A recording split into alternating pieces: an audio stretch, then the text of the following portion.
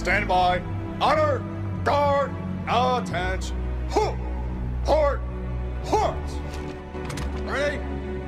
Aim. Fire. Ready? Aim. Fire. Ready? Aim. Jack Nicholson's version of the Joker had become an icon. It's a seminal performance. To find somebody willing to try and redo that in a completely different way, and the inevitable comparisons that would result, that was quite a challenge. We had a few conversations. He met with a few other actors for that role. And surprisingly, some people were like, they didn't want to go up against the Jack Nicholson, shoes.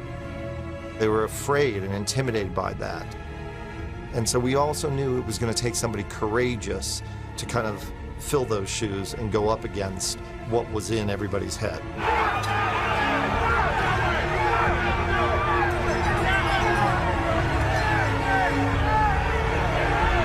He's talked about all kinds of different philosophical ideas behind the Joker and anarchy and chaos and what he would represent.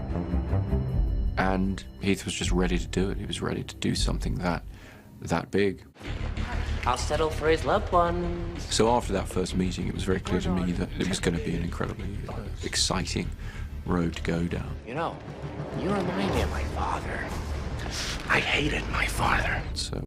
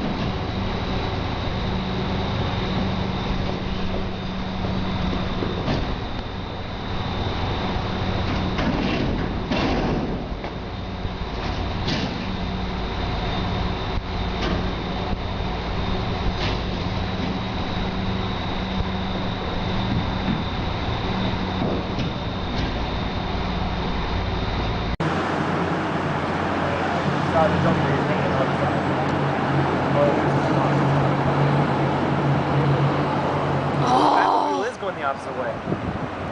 I totally missed it. All right, let's walk down to the next.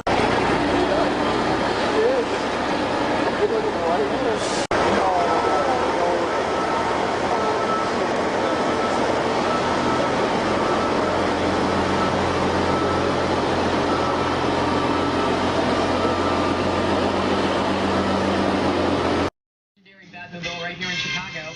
Last night, film crews for The Dark Knight were working on Lower Wacker, and holy guacamole, Batman, even the Joker, being played by Heath Ledger, was out and about. The Dark Knight will be all over town for the next 2 months. There he is. Can't miss him with that face, huh? makeup. I guess they're saying that his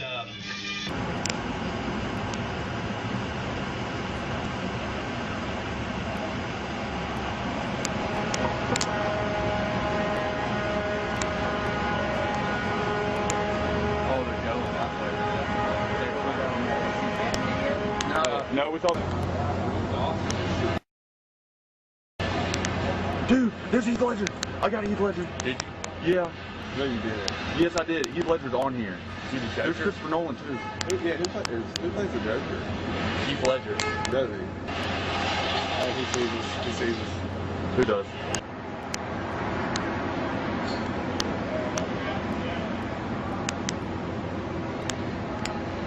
well, I knew that we really needed, despite all the other cameras we set, we really needed that close shot on him walking out to work perfectly.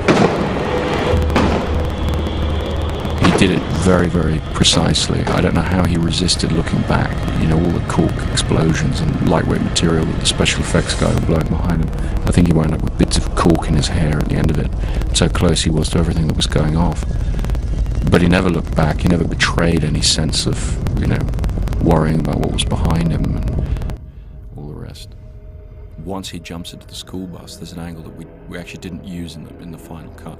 We mounted a camera in close-up on him in the school bus once he's in and sat down, and you see him never look back, never look at the building that's collapsing, immediately to his left. It was a pretty marvelous angle, but it didn't quite work for what we needed from the sequence. We wanted to keep the sequence very simple in the edit to really show the fact that we'd done it for real and that Heath had done it for real. So we wound up just using 2 shots. The Lev head shot that precedes him and walks with him as he gets onto the bus, and then we cut to the high-angle helicopter shot to show the enormity of the destruction.